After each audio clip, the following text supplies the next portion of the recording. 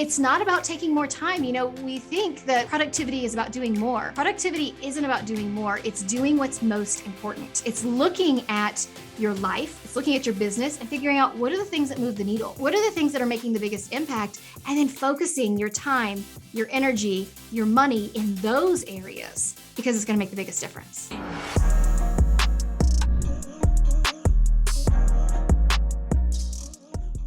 I don't think there's a single bigger thing that you can install in your life to unlock your potential than better structure. So tell me, how did you get so obsessed with structure? How'd you get so good at it? And what is like kind of the core of your framework for helping people improve it?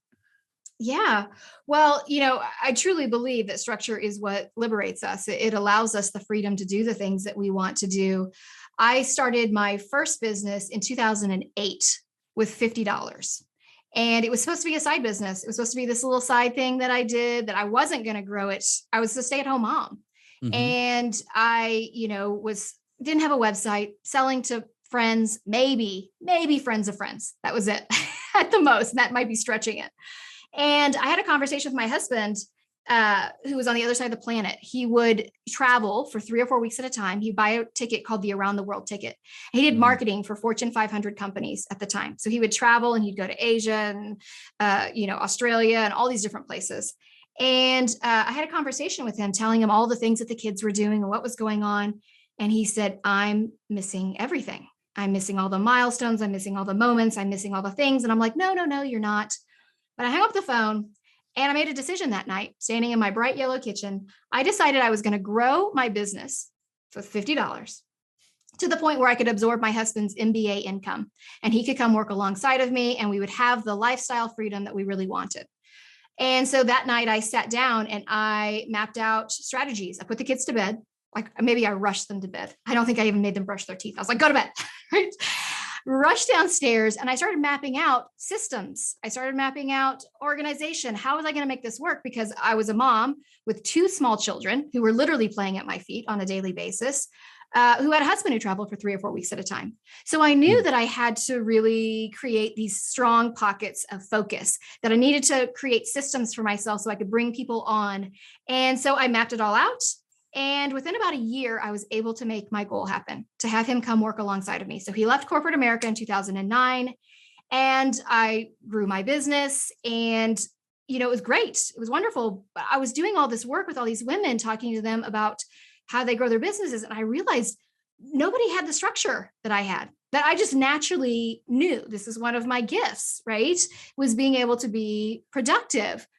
And so I ended up closing that first business and deciding to open up Inkwell Press, which is really the 3 things I'm most passionate about. Teaching. I used to be a teacher in my last life, empowering women, and productivity, because I knew productivity is what allowed me the freedom lifestyle that I wanted. Lifestyle freedom, time freedom, financial freedom, even location freedom. We moved to where we wanted to retire when we were, years and years away from retirement, right? Because why not? We run our own business. And so for me, it was really this realization that other people aren't running their businesses this way. That's crazy, because I had, even when it was just me running the business, I had departments and I had different days where I themed, Monday was for marketing. So marketing Mondays, and I put on my marketing hat and I focused only on marketing on Mondays. Tuesdays was for, innovation. Tuesdays was for operations. Wednesday was for shipping. And so really compartmentalizing that and allowing myself the laser focus, and instead of trying to do all the different things on a daily basis, really zoning in and getting that focus allowed me to work. And I was working literally at that point, maybe 2 days a week, because I worked on the days my kids were at preschool and Mother's Day out. And then, I continued to, when they went to school, I ramped it up and started doing, spending more time on it. But productivity is what allowed me to take my CEO of the office hat off and wear my CEO of the home hat at 3:00. I don't work, and I still don't work after 3:00 most days, unless I make an exception, because it's something that I want to do or something that's important. And I don't work on Fridays. I work 4 days a week and I get off work Monday through Thursday at 3:00 and I run a 7-figure company because I have structure, because I use productivity to my advantage.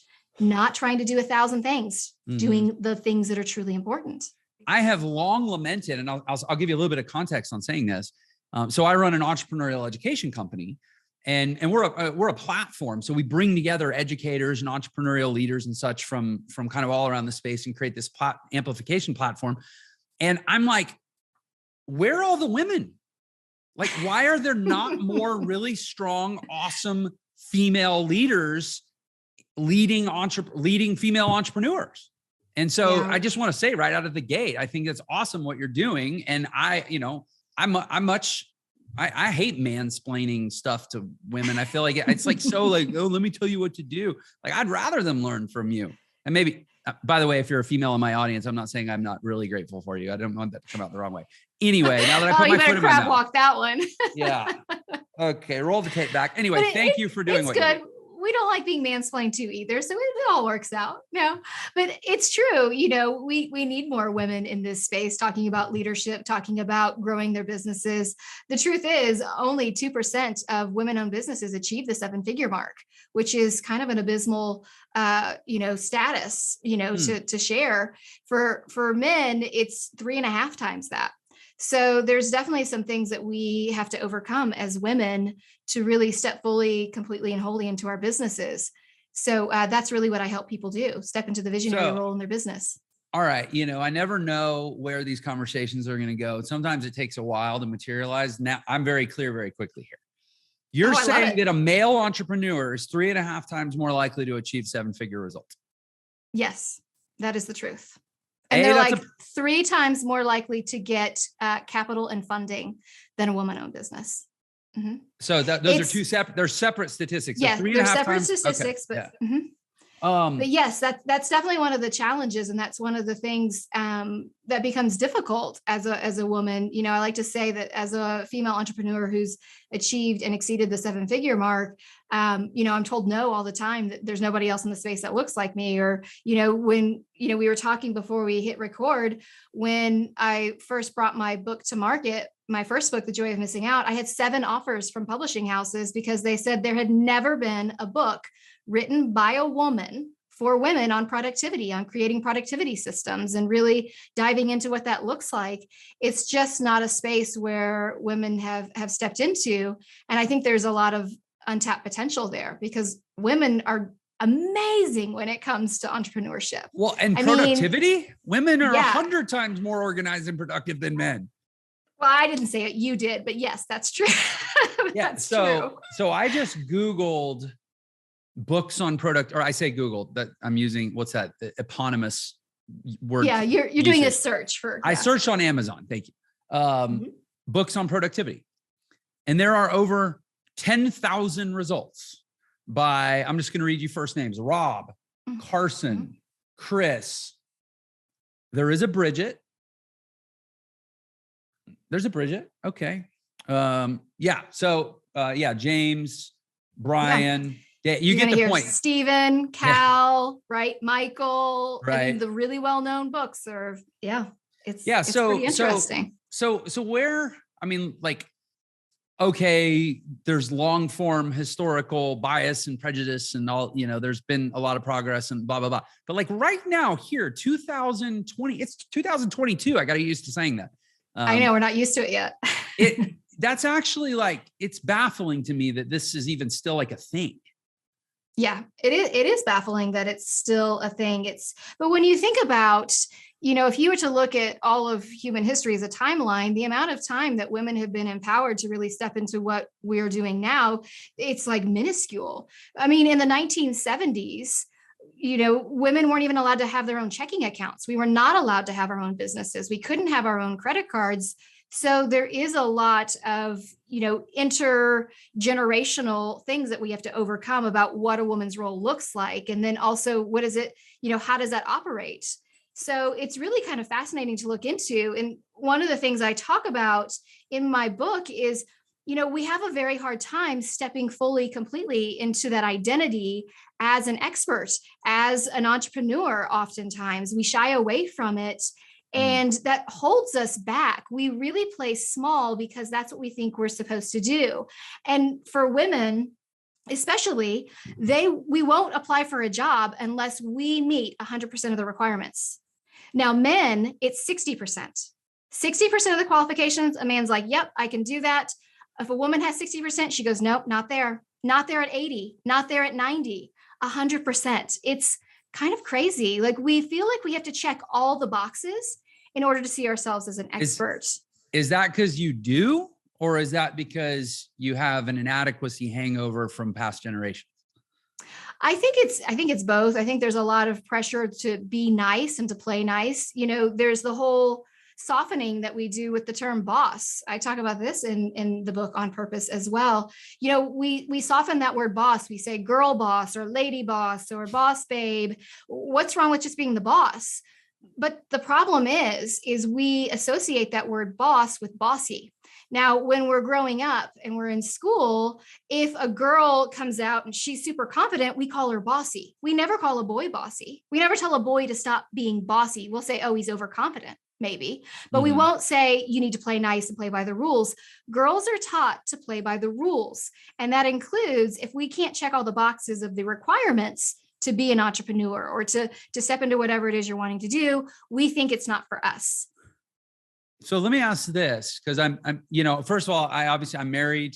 Maybe that's not obvious, but I'm married. So I had an amazing mother. She was, I want to say the second female partner at her law firm, which was a Big Five national law firm.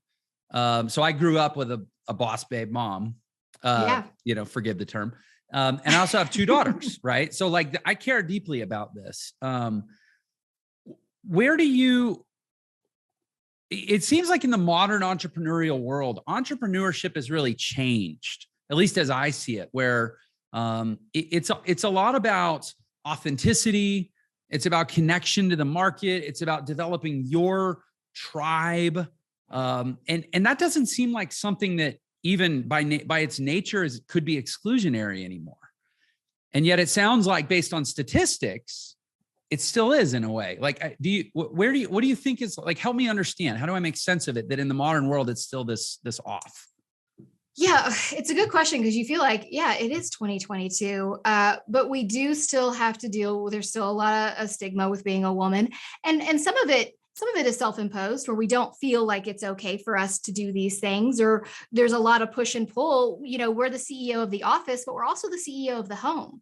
I wear my CEO of the office hat, and then I leave work every day at 3:00 to come home, put my CEO of the home hat on, taking care of the kids and making sure that dinner's on the table and doing all of those things. So there's a really interesting push and pull that happens with women. Nobody ever assumes when you're having a baby that you as a man are not going to come back, but they assume that a woman probably won't come back. Right. Or, I know successful entrepreneurs who run 8-figure businesses in the 50 million range who've shown up to meetings and somebody will say, who's watching the kids? What do you mean who's watching the kids? I have a nanny, of course, or somebody, or my husband's watching the kids. A lot of the women that, are in my range, their husbands are either, working. My husband works for me. My husband is my CMO. He's worked for me since 2009. Or their husbands are at home taking care of the kids. And there's nothing wrong with that. These roles are shifting and changing. It's just a lot of our mindset needs to change with it. I think right now there is so much opportunity for women to step into. There truly is. I was talking to someone the other day about speaking because I love to speak on stages. And they were saying that what they were hearing industry-wide in the speaking space is they want more women, but women aren't putting their name in the hat. They're not saying, hey, I'm here, I can speak on these topics. And I think it goes back to that whole idea of we don't feel like we fit all the requirements. We really hesitate to call ourselves experts. We call our business a small business. Or I got this little thing that I do, right? We play small because we don't want other people to be offended by who we are. And I think it's time for us to stop doing that, to truly step into the greatness we were designed for. I truly 100% believe that women are fabulous entrepreneurs. And I think there are incredible men who are out there who are ready to be the allies, who are ready to open up those spaces for us. It's just getting that conversation going. I think in today's a great way to get that going. Yeah, it's interesting. And I have to share that it's like, I can't not think, I'm thinking of this conversation I had with my parents when I was a kid. I remember we were talking about like civil rights, and my parents were talking about when they were growing up. And I was like, I remember asking my parents, I'm like, well, if we just wait long enough, won't all the racists die and then it won't be around anymore? And they're like, well, son, there's probably always going to be ignorance and people are going to find it. And I kind of feel like it's almost the same question. Like, can we just hold on? Like eventually won't all this old fuddy-duddy stuff, like they all just keel over. And then cause it's just like you and me, it seems so ridiculous, but I also recognize that, human insecurity will find purchase wherever it can in oppressing the oppressible, however it can. Right. And maybe not all men are ready for this, but not all men, but I think a good number are, but there are definitely, my husband and I will go out from time to time. We go out more than from time to time, but we'll go out to these events and people will assume that he is the CEO of the company. Right. And we've been at things where, he's talking about the things we do and they're like, oh, you must travel a lot. And he said, well, I don't. Tanya does because she's the CEO. She runs the company. And he says, I'm the CMO. I work for her. And they will look him in the eye and go, ooh, she's putting you in your place, isn't she? And he's like, not really. Nobody would question it if he was the CEO and I was working for him, but it seems odd and it doesn't reconcile. And it's just because it's not what we've seen in the past, right? So there's a little bit of like, is that okay? And it's like, yeah, it's okay. No, you don't need anybody's permission to live the way you want to or run your business the way you want to. So it's fascinating because it is still something. I certainly run into people all the time who assume when I say that I run a company, they assume it's a little Etsy shop. Yeah. And they'll say, oh, they kind of pat you on the head like, that's cute. Like, and then they will you must ask make me, your own candles or something. Right? They'll say, oh, I'll say, I run my own business. And they'll say, oh, well, what does your husband do? And I'll say, he works for me. And they're like, what? Right. But it's just because this is not something we've seen traditionally in our world. And so we're going to catch up. You're right. After some time, this is going to become normal. I look at my son, who is a freshman at college this year, who's lived his life with his mother running a multiple 7-figure company, doing the things that I do. He's definitely a feminist, right? Having been my child. And for him, he's like, wait a minute. There aren't more women running companies. Like this is not normal. And so it's fascinating because it'll change, but we just gotta, we got to give it time to change. And as we also need to break down the walls. Yeah, we do. But it was interesting as you were talking about it, because you said something about, I don't remember exactly how you said it, but it was people being kind of scared to step into their full ownership or leadership or self-expression, just kind of like they're not dominant, but like they're really living fully out loud type of experience of life. Right. Right. That's not actually just women. And I'm saying this from shepherding a lot of people into the entrepreneurial journey. I run an ecosystem where we have thousands of people sort of planting their flag and saying, I want to become an entrepreneur. That's actually like the hardest thing for people in general. It just seems, is to like go from, I clock in, I get paid by the hour, I get told what to do. I need permission or I need to be told I'm doing a good job, to extreme ownership. It's all on my shoulders. It just seems like maybe there's, for every 100 men, there's like 8 men that are feel confident doing that, but then like only 2 women, but it's still 90% of either gender that don't. Right. I think there's definitely a barrier to that entry because, we say we want to step out of all that structure, but really what we need when we step into entrepreneurship is structure, right? Yeah. We have all those expectations on us. We know what we're supposed to do. We know what's going on. We get into entrepreneurship and it's like, hold on a minute. I'm running every department all of a sudden. I'm trying to do all the things. I'm not sure where to focus, and we run ourselves ragged. So it's understandable that people feel uneasy when they step into entrepreneurship. We romanticize it and we think, oh, I'm going to be on my laptop by the pool. And the truth is, who wants to be at the pool with your laptop? Close the laptop and be at the pool when you're at the pool, right? Be at work when you're ready to be at work. And so that's part of what I teach people how to do. How do you create that structure in your business? Without it being stifling, right? For me, productivity is like the bones in your body. It's, your bones in your body don't tell you to run, skip, hop, or jump, but they allow you to do that. And that's what good productivity does, is it gives you structure for your days so that you can fully expand into your full potential. And that's what is really powerful about creating that focus, creating those ways of maximizing your success through structure. make a huge difference. So I have almost 10 years ago, I met my wife. Well, I met my wife a little over 10 years ago. And she had 3 kids at the time, single mom, who I've now adopted. And then we've added a 4th. And so anyway, the point being, on like day 1, when I showed up and I was like, hey, I want to be your boyfriend, and I would love to help you raise these kids if you're open. We were like, okay, but we're going to therapy because kids are at play and we're not going to screw, like, it's fine if we screw up, we're adults, but like, we're not going to screw up the kids. Right. So we were in therapy on day 1. I'm like a therapy junkie. I love therapy. And my therapist said, in total seriousness, on day 1, he said, I give this piece of advice to every one of my new patients. Not many take it, but he said, go get a henna tattoo, something you can keep attached to you as long as you need it, that says, structure is my best friend. Mm-hmm. And he's like, structure's liberation. Yeah. Mm-hmm. He's like, and now we have Jocko Willink saying discipline equals freedom, right? I mean, it's all the same message, but it's actually funny and very nerdy how excited I will get having conversation about productivity, structure, frameworks, operating systems. Yeah, no, this is amazing. And so I just, first thing I want to highlight, because, again, I told you before the recording, the majority of my audience are people that are either starting a business, wanting to start a business, or scaling a business. And I think the data says that the majority of people in our audience, they're relatively newer businesses, right?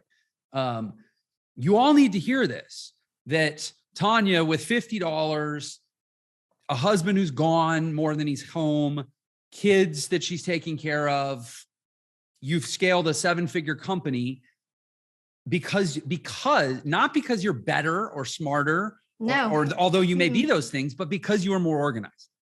Basically. I like to say, I'm not special. My mom, yes, thinks I'm special. My husband thinks I'm special, but I'm really not special in that I have anything that anybody else doesn't have. Honestly. So if I can do this, I truly believe, and I know that anybody can do it. And what was that business? What was the first business? My first business, it's very niche, very specific. So I was, and this will kind of date with me how old I am. So it was 2008, and we didn't really have smartphones with pictures of our kids. And people would ask me all the time for pictures. Oh, let me see the pictures of the kids. I'd be like, listen, you're lucky I showered today. Like, I don't have pictures of my kids. Right. So I ended up deciding I wanted to put pictures of my kids on pieces of jewelry that then I would have it with me all the time, like necklaces, bracelets, things like that. And my friends started buying it, which was why I had the $50. And then I decided, in that moment, you know what? I'm going to niche in on this. I'm going to really be specific. I'm going to niche in and I'm going to sell to photography studios. So I'm going to work with professional photographers, and they're going to resell my jewelry to their clients.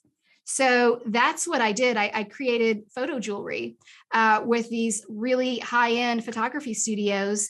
And that's what I started off doing.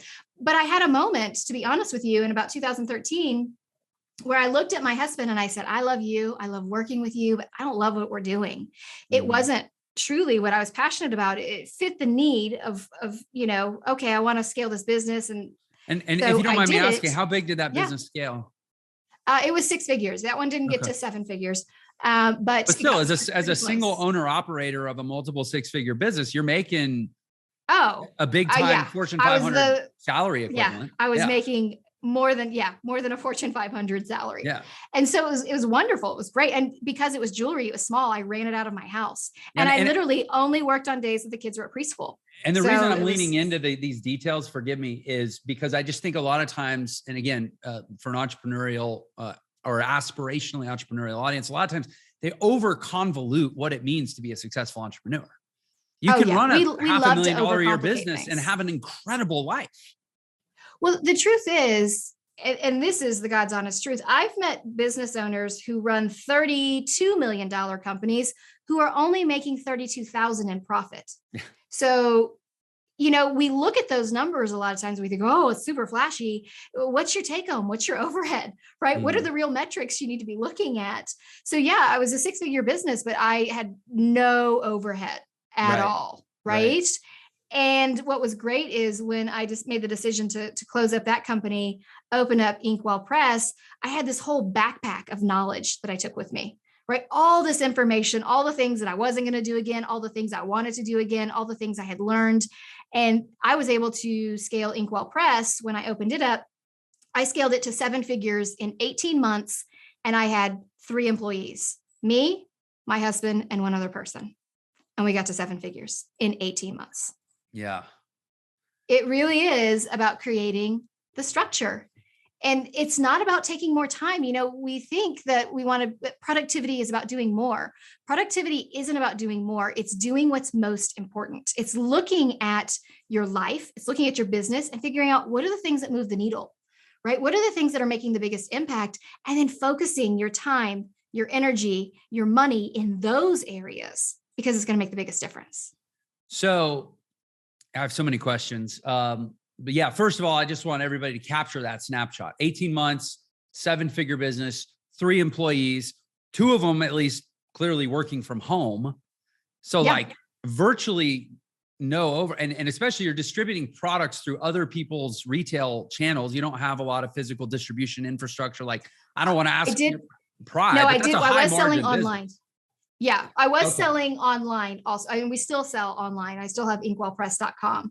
But you also sell through like Home Depot or Office Depot. Staples and stuff. Not Home Depot. Yeah. Everyone says Home Depot instead of Office Depot. I don't know what it is. Home Depot. Yes, it's all Depot. Right. Office Depot, Staples, Office Max, those stores as well. Yes. But when I first started, to keep the overhead low, we literally had pallets delivered to the front yard, and then I brought them in, and they were in a spare bedroom in my basement. I mean, you do what you have to do when you're starting off. You got to be scrappy. You have to.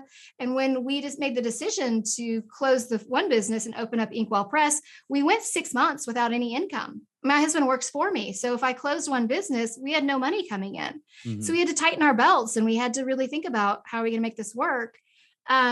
And so that's what we did.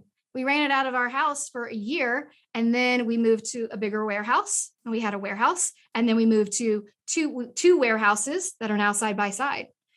So it's one of those things where I think a lot of people, when they step into entrepreneurship, they think they're immediately going to need to go to the 2 warehouses. You start small, you start with what you can, and it grows from there. You're learning lessons the whole way, and you're figuring out how to structure it. And I think that's the thing for me is even when I only had 3 employees, even when I was running most of the operations in the business, I was always creating manuals. I was always creating processes so that when it was time to scale up, I could easily hand those over and delegate it to somebody else. Hey, sorry for the interruption. I just wanted to let you know you can get a free copy of my book, The Millionaire Shortcut, which will show you the fastest way to become a millionaire in the new economy. And there's a special link just for this episode in the description. So thanks for tuning in, and I hope you enjoy the rest of the episode. So have you always been real sort of, fastidious or kind of obsessed with documentation and process and systems, or is this totally an acquired skill? I would say it's probably something that I've always loved. Like I love watching, like I'll watch things on the Amazon warehouses. Right. I'll watch how the Amazon warehouses do fulfillment. And I'm like, okay, what can I apply to what I'm doing? And I'll break it down because I'm not interested in being Amazon, but how are they doing it? Oh, they've got this bin system. Okay, I'm going to do a bin system. Okay, how are they moving things through the shipping area, through fulfillment? Our fulfillment is like tight. We ship incredibly fast with, very little margin of error. For a very small company. I mean, we still don't have very many team members because we don't need it. I think people get caught up too. And like, I need a big team. You don't need a big team. You don't need a lot of capital. I mean, I started with $50, right? You don't need a big team. You don't need a lot of the things that we think looks really good. You don't need the fancy office that we see on Pinterest. Yeah. What you need is to focus in on what's going to really move the needle. And then as you grow, you start adding those things on. My first 150 episodes of my podcast, I recorded in my closet, for crying out loud. Right. And it was a top, productivity podcast. It was nationally ranked and iTunes noteworthy and all those things. And I was recording in my closet because it was like, I'm not going to do, I'm not ready to go to a studio. I'm not ready to spend the money on this. I want to spend my money on that in my business. And it evolves and it grows. So, this is such a perfect conversation. I'm so glad we're having it. Through my business Entre, where I'm literally like an evangelist for exactly what we're talking about, which is, I think in the modern world, this whole like fast company, Silicon Valley tech VC startup culture mindset sort of image has completely hijacked entrepreneurship, where people think like, oh, I'm going to be an entrepreneur. That means I need to move to Menlo Park and hire developers to build an app. That's not what it means. That's not what our country was built on. Our country was built on like individual owner operator merchant class people applying their wares and widgets and making cool stuff happen. Right. And like, I'm trying to bring it back to that, because I think we live in a world now where it's like, either I go take massive risk trying to become a billionaire, or I just get a job. Right. There's no in between. And to me, the best life is actually in between for most people. Oh yeah. I don't have any interest in being an Amazon or something too giant, that's a whole nother set of headaches, but it really is what is most important to you. One of the exercises I go through when I work with entrepreneurs is, let's redefine what success looks like to you. I think so often we define success because we look left and right and see what everybody else is doing. And we're like, oh, I need to be doing what he's doing over here. I need to do what she's doing over here. And we're setting the wrong goals. We're setting the wrong metrics. We're setting the wrong expectations for everything. So it's really, what does success look like to you? So I do this exercise where we go through 1 year in the future, 5 years in the future, 10 years in the future, 20. And we talk about you outside of work. What do your relationships look like at this point in your life? 1 year down the road, 5 years down the road, and so on. What is your living situation look like? What does your recreational life look like? What are all these things, right? Like this holistic version of you. Okay, now let's figure out how much money you need to have that lifestyle. Then, so a lot of times we start with that financial part, like how much money do I need to make? Well, hold on. How much money do you really need to make for the lifestyle? Your business is not the end all be all. Your business is a vehicle for the lucrative life. It's what allows you to live the lucrative life. So let's figure out what the lucrative life looks like for you in these, increments of 1 year, 5 year, and so on. And then let's work backwards. All right, now we know how much money we need to make. This is how much profit we need to make. So then how much do we want to make revenue wise? And then we just go from there. And then we start mapping out goals that are based off these things. Instead of just throwing darts at a dartboard, we need to really be intentional about the goals we're setting and the metrics we're setting. And that's one of the things I'm most proud of with On Purpose is I've never seen a book that helps you understand what your goals should be. There's no list. There's no magic list of you need to do this and then that and then this. It's really customizing them and figuring out what your goals should look like for you, for your idea of success. And so I walk through a whole process in the book of how you back that up into what your goal should be.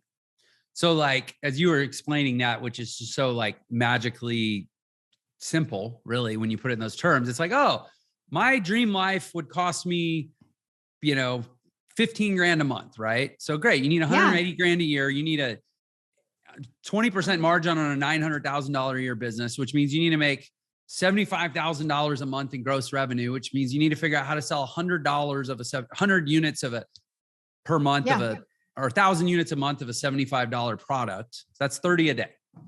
Yeah. And then you can even keep working backwards. If your main offering, your key service or offer or whatever it is $100, you want to make this much money. All right. How many leads do you need to get in? Okay. Right. If your close rate is 1 out of 4, then you can start working backwards. And then you're working with numbers that really matter. Yeah. Because they're connected to that lifestyle that you're looking for. But so often we're just like, I need more money. I need more leads. I need more marketing. I need to spend more money on my ads.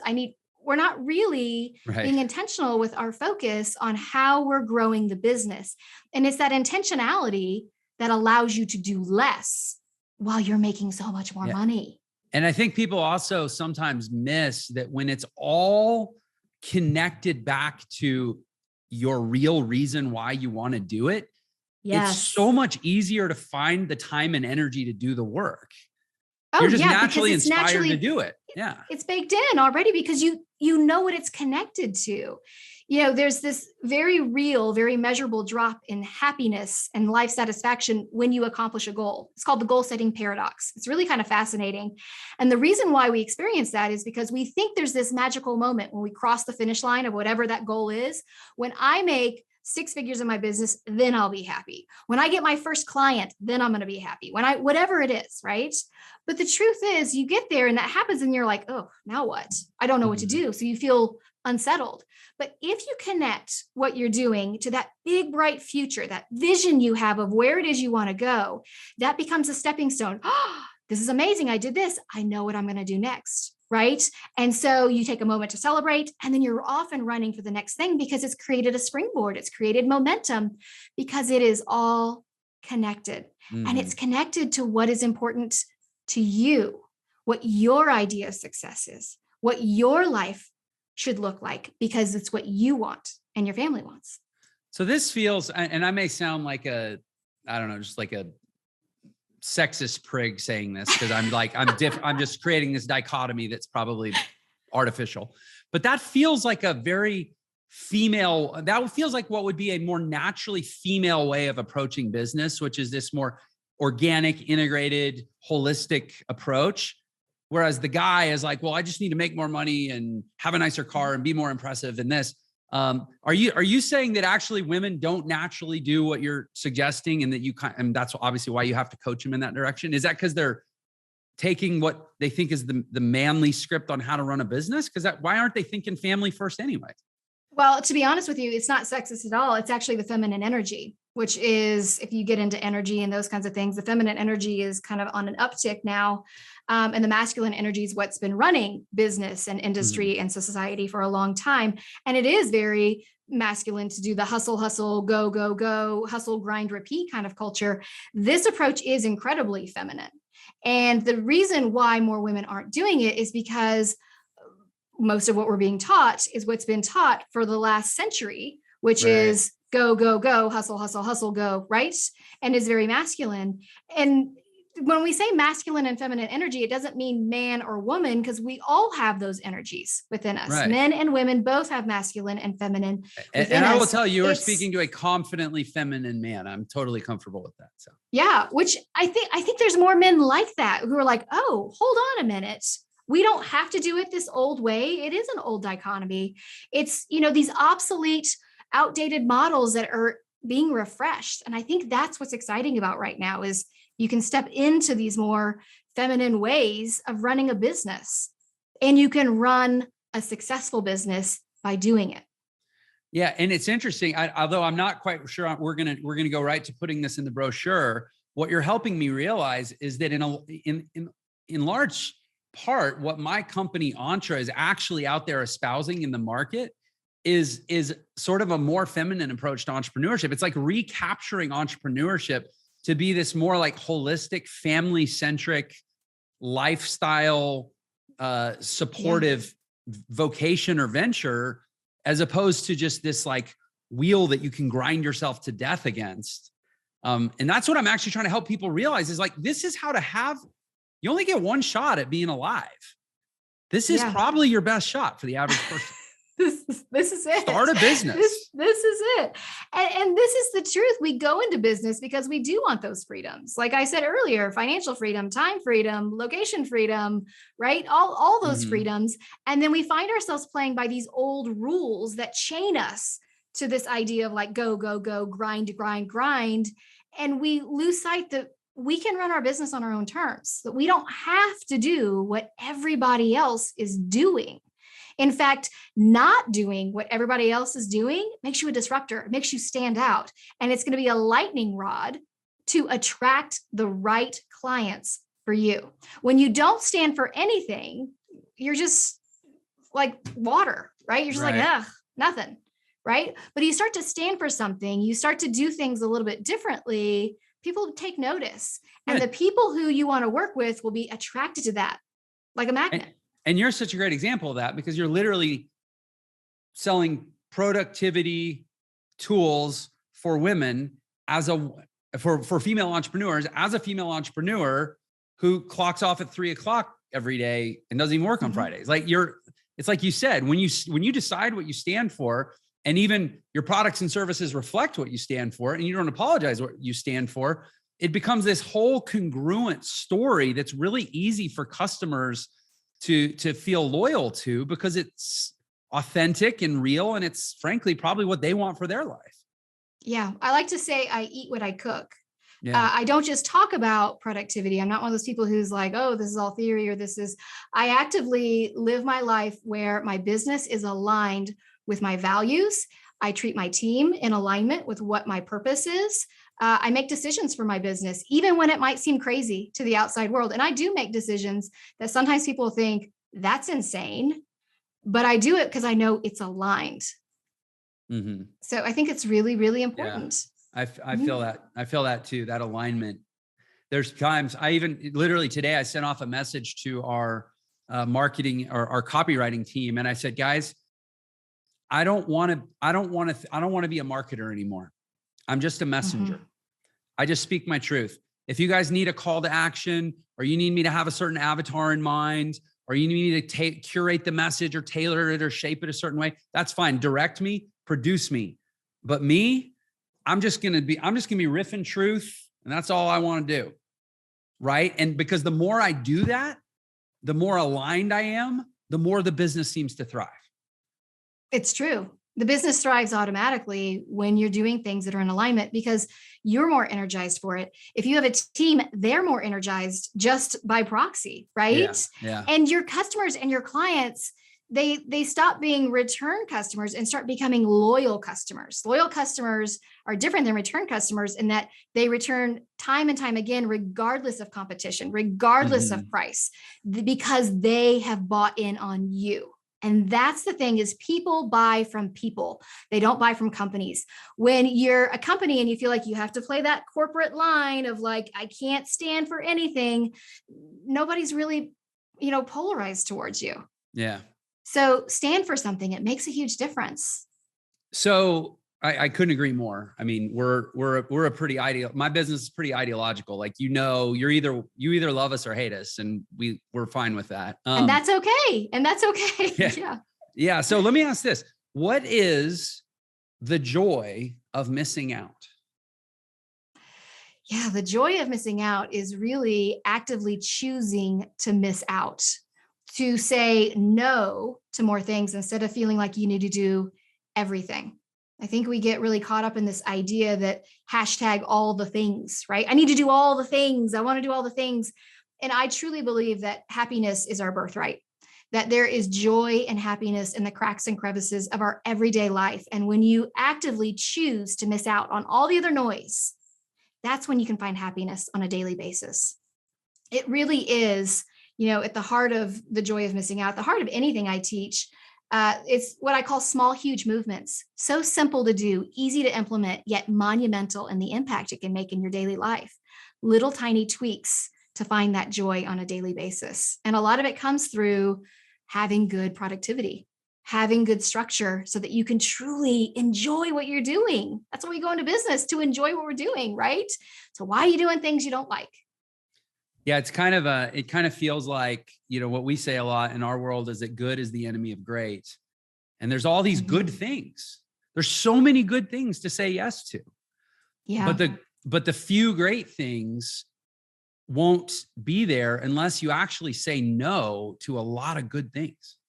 Yeah. Well, every time we say yes, we're saying no to something else. So every time we say yes to an opportunity or yes to, a project, we're saying no to something else. And oftentimes what we're saying no to are our own passion projects, our own priorities, our family, our free time, right? We're saying no to those things because we're worried about making sure that we're doing all the things. And I can tell you, when you choose to do fewer, you'll do them better and you'll feel more excited about it. What do you see when you go in? I assume you get a lot of people coming to you with like a dumpster fire saying, please help me put this out. It's all overwhelming and I can't keep track. Yeah. What do you see as kind of the common pitfalls or situations that people create and how do you solve them? I mean, I know that's a huge question for a relatively small amount of time we have left, but like, what's do you have like 2 a tactic? hours? Yeah, exactly. But like there's something that that there's somebody listening that like needs help and what they need to do. It's really taking time to define your North Star, your mission, your vision, your core values. Those become the filter for everything you do. And I find that most people don't take that time. They feel like, oh, that's for big corporations, or that's just corporate speak, or those kinds of things. Truly deciding the direction you want to go in, that becomes your filter to know what to say yes to and what to say no to. Right? It helps you decide which products you're going to offer or which offerings you're going to have, who your ideal client is. All of that determines that. That becomes your filter for everything you do productivity wise. In The Joy of Missing Out, the first section of the book is called Discover, because we discover what is your North Star. What is your mission, your vision, your core values? Let's use those. And then those filter out everything else, because there's a lot of noise that comes our way. And there's a lot of expectations from not just ourselves, but also from society, right? People throw things to you all the time. We need to know where we're going. And when you don't take time to define the destination, like we talked about earlier with defining success, right? Then how do you know where you're going? It's like jumping in your car and thinking you're going to go from, California to Florida without a map or without GPS. We want to define where we're going so then we can map it. And once you get that figured out, it's like, okay, now we can create the structure. Now we know what our goals need to be. Now we know what our next moves are. I had no idea what your answer was going to be. And I'm actually a little bit concerned that somebody told you exactly how to answer that question, because you said mission, vision, and values as your North Star. And it's like, literally, it's like, so we have a course, it's called the Entre Foundations. It's one of the courses in our ecosystem. And there's a whole section of it that's called MVV Living. That's about how to make your entire life mission, vision, and values congruent. And I'm just so glad that you said that. Mission, vision, and values has completely transformed my life. It's become Occam's razor that I can use to cut away all the good, all the yes that is indirectly no to the great, right? Like I find most people's lives are so cluttered with things that wouldn't actually belong if they had more clarity about why they're on this earth. Yeah. Well, the truth is, we don't know what to throw overboard until our boat is sinking, right? We have all this stuff, all this clutter, all these things in our boat. And when the boat starts sinking, we're like, oh, I don't need this all of a sudden. I don't need that. We don't take that moment of clarity on the front end, right? Or even if you've already started your business, stopping, getting that clarity with your mission, your vision, your core values. That allows you to see, oh, I should have never had this in my boat at all, right? Yeah. Or I need to throw this out. So much easier when you know where it is you want to go. Well, I'm so glad, honestly, we arrived at this point. I know you have another meeting. We have to wrap this up, but thank you so much for your time. Mission, vision, and values. We literally could not have ended on a better punctuation mark. This has been wonderful. How can the world come get your books, come get more of you? Yeah. So the best place to find my books is anywhere books are sold: Amazon, Barnes and Noble. You can get them at any online bookseller. And you can also find information on it on my website, tanyadalton.com. My podcast is The Intentional Advantage. This podcast player you're listening to today, if you just do a search for Intentional Advantage, you'll be able to follow me there, where I talk about strategies. But I am not on social media. That is one of the things I just made first guest ever to say that. Well, on the 1st of January of 2022, that was my last day on social media because it does not align. Wow. So I made that decision. Like you said, you're making big decisions that might seem off to people based on alignment. I love that. Puts her money where her mouth is. I do. And I'm excited about it because I think it gives me opportunities to really think outside the box, to deepen the connection with my listeners more. So I'm excited about it. Hey, thanks for tuning into this episode of the Millionaire Secrets Show. If you loved that episode, then you're definitely going to love this one. Check it out. People often believe that if you have a complex illness, then the treatment must be complex too, and that's also not true. You can actually fix really complex matters. If you understand those three workings of the mind,